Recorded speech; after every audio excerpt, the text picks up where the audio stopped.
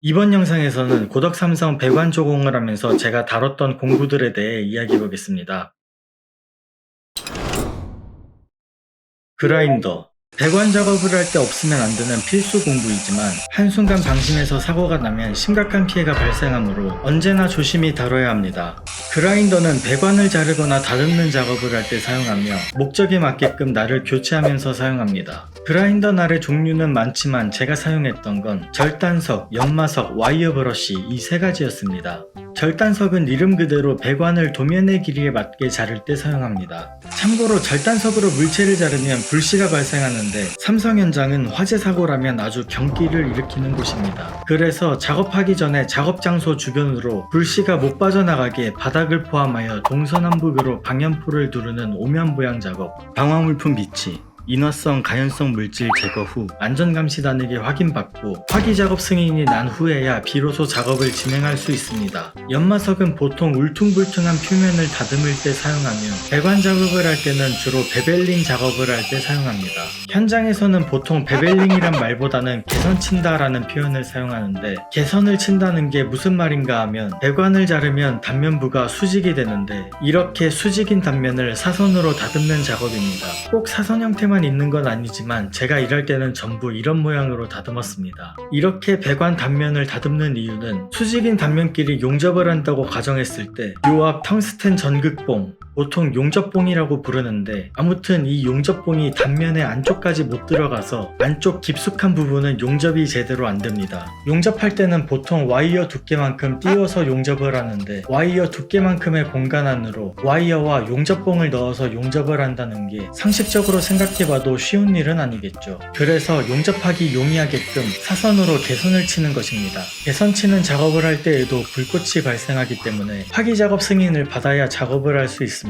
개선 작업은 손재주가 좀 있는 사람이라면 금방 감을 잡는 편입니다. 와이어 브러쉬는 녹 제거와 같은 용도로 사용하지만 저 같은 경우에는 용접한 부위를 닦아낼 때 사용했습니다. 용접을 하면 사진과 같이 무지갯빛으로 그을린 자국이 생깁니다. 그런 자국들을 와이어 브러쉬를 통해 지우는 것입니다. 불꽃이 발생하지 않아서 화기작업 승인을 받지 않아도 됩니다. 번외로 하나 더 이야기하자면 페퍼날이 있습니다. 페퍼, 빼빠, 사포날 등등으로도 불리는데 영어로는 플랫디스크라고 부릅니다. 아무튼 두세 번 정도 써봤는데 H빔의 페인트 도색을 벗겨낼 때 사용했습니다.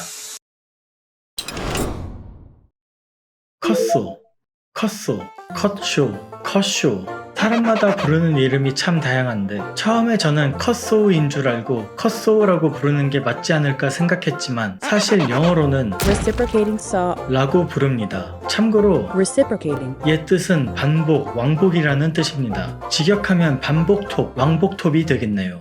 이름처럼 작동하는 모습도 앞뒤로 톤날이 왔다 갔다 하면서 자르는 모습입니다. 컷소는 그라인더와 달리 자를 때 불꽃이 발생하지 않아서 위에서 이야기했었던 화기작업 승인을 받지 않고 작업을 할 수 있습니다. 이렇게 말씀드리면 컷소로 자르는 게 덜 번거롭지 않나 생각하실 수도 있는데 어차피 개선을 치려면 그라인더를 써야 하기 때문에 컷소로 배관을 자르는 일은 거의 없습니다. 컷소는 배관 말고 시스템 찬넬을 자를 때 주로 사용했습니다. 시스템 찬넬은 배관을 위에 얹는 받침대 같은 용도입니다. 밴드소. 틀에 맞게 배관을 놓고 고정시킨 다음 장비를 작동하면 톱이 알아서 배관을 자릅니다. 반자동 컷소라고 보시면 되겠네요. 컷소와 마찬가지로 불꽃이 발생하지 않습니다. 저희 팀 같은 경우에는 밴드소를 거의 안 썼는데 아마 많이 쓰는 곳도 있을 것입니다. 저희 팀이 밴드소를 거의 안 쓴 이유는 취급하는 배관이 대부분 밴드소보다 커서 안 들어갔다는 점, 그라인더보다 밴드소가 훨씬 비싸서 업체에 한 대밖에 없었다는 점, 밴드소는 무게가 무겁고 부피가 커서 가지고 다니는데 불편하다는 점 등입니다. 대신 많은 양의 배관을 잘라야 할 때는 밴드소를 사용하는 쪽이 좀 더 수월할 수도 있겠죠.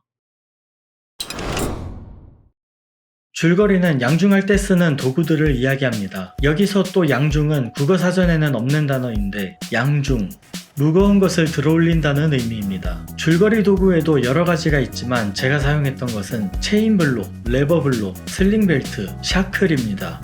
먼저 체인블록은 외국에서는 체인 호이스트라고 부르지만 현장에서 부르는 사람 100이면 100 다 체인블록이라고 불렀습니다. 아무튼 사용 방법은 위에 있는 후크는 상부 어딘가 튼튼한 곳에 걸어서 고정시키고 아래에 있는 후크는 들어올리려는 물체 쪽에 걸고 이 체인을 잡아당겨서 올리거나 내리면 됩니다. 무거운 배관이나 밸브를 들어올릴 때 사용합니다.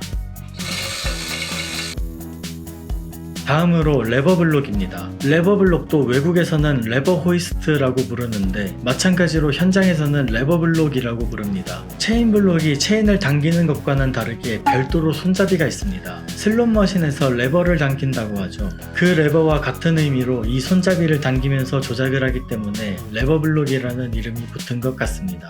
레버블록은 여러가지 용도로 사용할 수 있는데 화물을 고정하는 용도, 제한적이지만 수직으로 들어올리는 용도, 영상에서처럼 수평으로 당기는 용도로 사용합니다. 저는 보통 배관을 당길 때 사용했는데 예를 들어 배관을 설치할 때 아무래도 사람이 하는 일이다 보니 간혹 각도가 안 맞아서 용접이 불가능할 때가 있습니다. 작은 배관이면 가접을 하는 동안 손으로 직접 밀거나 당겨서 맞추면 되지만 크고 무거운 배관은 밀고 당겨도 꿈쩍 않는 경우가 있는데 그럴 때 레버블록과 다음에 설명할 슬링벨트를 통해 배관을 당겨서 각도를 맞춥니다. 슬링벨트는 인양할 수 있는 고리가 없는 물체를 들어올릴 때 물체에 감거나 묶어서 들어올릴 수 있게끔 하는 역할을 합니다. 끝부분에 고리가 있기 때문에 이쪽에 후크를 걸어서 들어올리거나 당길 때 사용할 수 있습니다. 샤클은 슬링벨트나 와이어 로프로 양중할 때 안정성을 더하기 위해 사용합니다. 부연 설명하자면 사진과 같이 매듭 묶는 방법을 초커 매듭이라고 합니다. 후크를 걸 수 없는 물체를 들어올릴 때 걸 수 있는 고리를 만들어주기 위해 이런 초커 매듭법을 사용하는데 초커 매듭을 할 경우 매듭이 묶이는 지점에 힘이 가해지면서 원래 버틸 수 있는 하중의 70에서 80% 정도로밖에 들어올리지 못합니다. 그래서 중간에 샤크를 활용하여 묶이는 지점에 가해지는 힘을 없애줌으로써 보다 안정적인 양중을 가능하게 합니다.